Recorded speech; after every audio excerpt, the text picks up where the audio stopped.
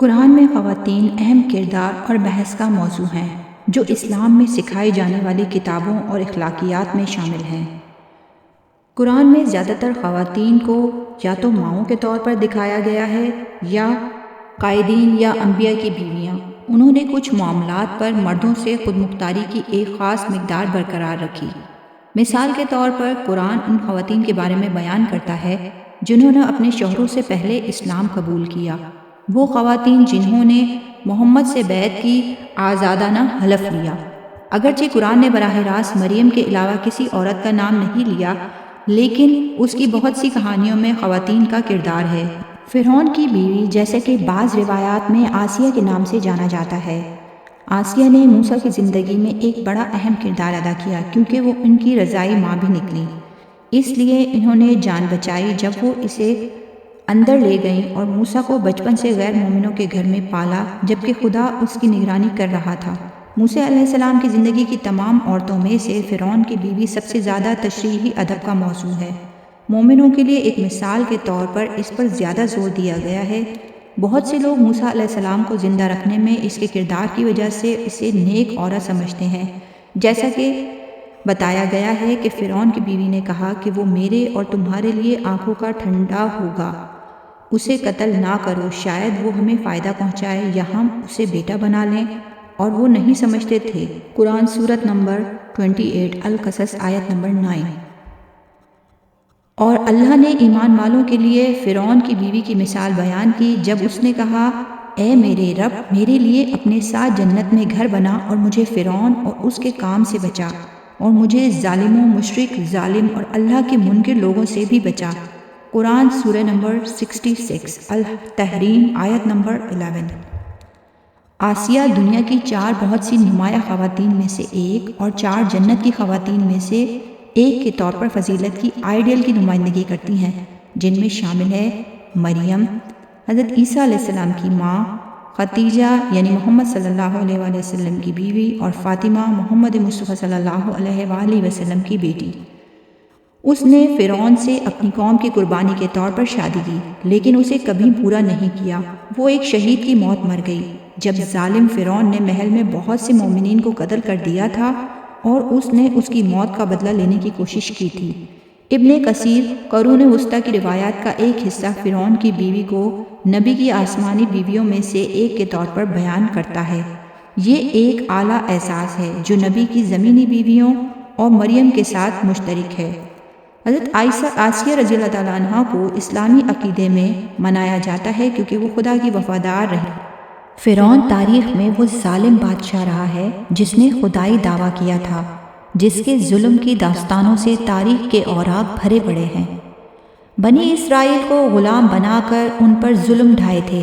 اپنی باندھی اور اپنی بیوی حضرت آسیہ رضی اللہ تعالیٰ عنہ پر ظلم کے پہاڑ توڑ کر ان کو شہید کر ڈالا تھا۔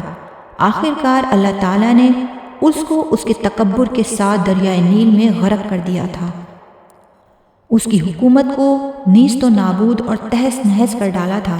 رہتی دنیا تک کے لیے فرعون کو عبرت کا نشان بنا کر یہ ثابت کر دیا کہ تکبر کا انجام صرف بربادی ہے اور تکبر صرف اور صرف اللہ کی چادر ہے۔ فرعون کے محل میں ایک عورت فرعون کی بیٹیوں کے لیے بال سنوار رہی تھی۔ ایک بار وہ فرعون کی بیٹی کے بال سنوار رہی تھی کہ اس کے ہاتھ سے کنگھی نیچے گر گئی۔ جب وہ کنگھی اٹھانے لگی تو انہوں نے اللہ کا نام لیا۔ جب اس باندھی نے اللہ رب العزت کا نام لیا، یہ تو میرے والد کو معبود نہیں مانتی، یعنی بلکہ حضرت موسیٰ علیہ السلام کے اللہ پر ایمان رکھتی ہے۔ چنانچہ اس لڑکی نے پوچھا کہ کیا تم میرے والد کو خدا نہیں مانتی ہو؟ انہوں نے کہا، ہرگز نہیں، میرا خدا تو وہ ہے جو حضرت موسیٰ علیہ السلام کا پروردگار ہے۔ جب لڑکی نے 2 ٹوک جواب سنا تو وہ اٹھ کر اپنے باپ کے پاس گئی اور کہنے لگی کہ آپ کے محل میں آپ کے زیر سایہ رہنے والی یہ عورت آپ کو تو خدا ہی نہیں مانتی۔ بیٹی کی باتیں سن کر فرعون غصے میں آ گیا۔ چنانچہ وہ کہنے لگا، میں دربار میں جا کر اس عورت کو ایسی سزا دوں گا کہ یا تو وہ موسیٰ علیہ السلام کے اللہ کو رب کہنے سے باز آ جائے گی یا پھر اپنی جان سے ہاتھ دھو بیٹھے گی۔ بس اتنا کہنا تھا کہ فرعون نے اب جب فرعون اپنے دربار میں پہنچا تو اس نے اس عورت کو اپنے پاس بلوایا اور کہنے لگا، دیکھو بھائیو، تم موسیٰ علیہ السلام کے اللہ کو اللہ کہنا چھوڑ دو۔ وہ کہنے لگی کہ ہرگز نہیں۔ تو اس نے اس کو بڑا ڈرایا دھمکایا، مگر وہ کہنے لگی کہ اب تم پر جو کچھ کر سکتے ہو کر لو، میں پیچھے نہیں ہٹوں گی۔ اس کا یہ دلیرانہ جواب سن کر فرعون نے اپنی انا کا مسئلہ بنا لیا۔ چنانچہ فرعون نے حکم دیا کہ اس کو زمین پر لٹا دیا جائے، تو انہیں زمین پر لٹا دیا گیا۔ پھر حکم دیا کہ اس کے دونوں ہاتھوں پاؤں میں کیلیں گاڑ دی جائیں۔ چنانچہ اس کے پاؤں میں کیلیں گاڑ دی گئیں تاکہ وہ حرکت نہ کر سکے۔ اسی دوران وزیر آیا اور اس نے فرعون سے کہا کہ اس کی تو ایک دودھ پیتی بچی ہے، اگر اس کی بیٹی کو اس کے سامنے ہی قتل کر دیا جائے تو وہ اپنی ممتا سے مجبور ہو کر آپ کی بات مان جائے گی۔ اس کے بعد فرعون نے اس کی اس دودھ پیتی بچی کو گھر سے بلوایا اور اسے اس کے سینے پر لٹا دیا۔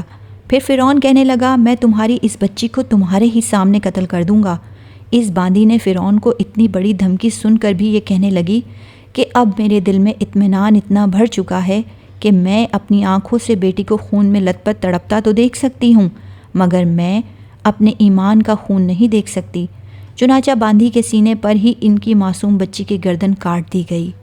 جب وہ بچی ٹھنڈی ہو گئی تو فرعون کہنے لگا کہ اب ہم تمہیں قتل کر دیں گے۔ تو وہ کہنے لگی کہ تو جو تمہاری مرضی ہو چاہے کر لو، لیکن اب میں پیچھے نہیں ہٹوں گی۔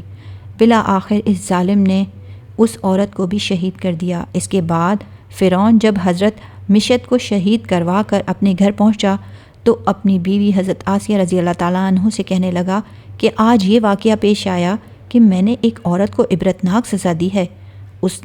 بیوی نے اس سے کہا، ارے تیرا ستیہ ناس، تو نے ایک معصوم بچی کی بھی جان لے لی اور ایک بے گناہ عورت کو بھی لاحق قتل کر دیا۔ فرعون کہنے لگا، میں نے اس کو اس لیے عبرتناک سزا دی کہ وہ مجھے خدا نہیں مانتی تھی۔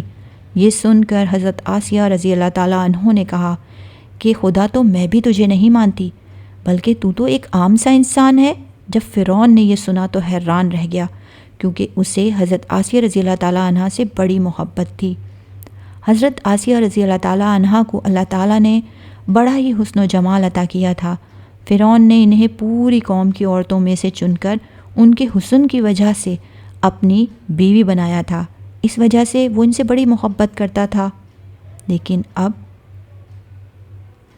جب فرعون نے یہ سنا تو فرعون کہنے لگا، یہ تم کیسی باتیں کرتی ہو؟ وہ کہنے لگی، میں بالکل ٹھیک کہہ رہی ہوں کہ تو جھوٹا ہے، پروردگار تو وہی ہے جس کا پیغام لے کر حضرت موسیٰ علیہ السلام تشریف لائے ہیں۔